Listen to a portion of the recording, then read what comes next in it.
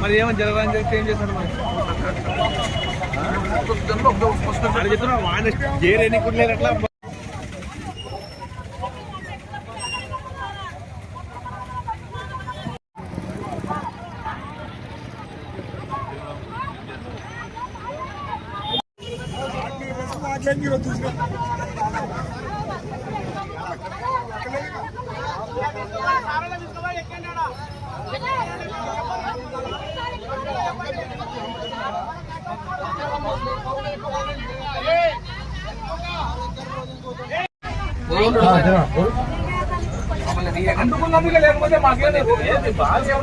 బస్సులను ఒకటి కొత్తగా నేల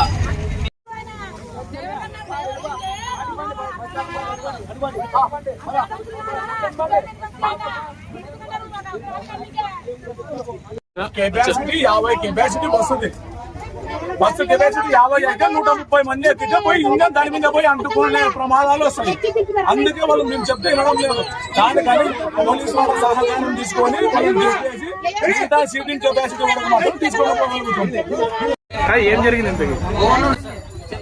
ఎక్కడికి పోతుంది బస్సు? ఏం జరిగింది అసలు? ఇప్పుడు ఏమంటున్నారు ప్యాసింజర్లు ఏమంటున్నారు అసలు?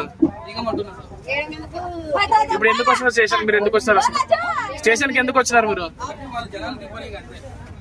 ఏమన్నారు పోలీసు?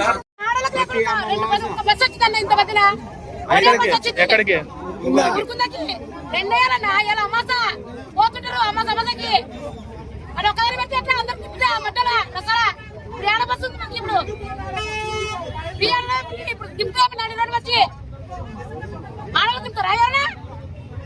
ఏం పేరు? నీ పేరు?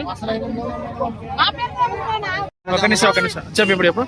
ప్రతి అమావాస్యకి యమగనూరు నుంచి ఉరుకుందకి పోతున్నారు. ప్రతి అమావాస్య 9:30 వరకు ఇదే జనాభా ఉంటారు. వాళ్ళు పట్టుకొని పోతున్నారు బస్సుల్ని, కానీ ఎటువంటి సేఫ్టీ లేదు.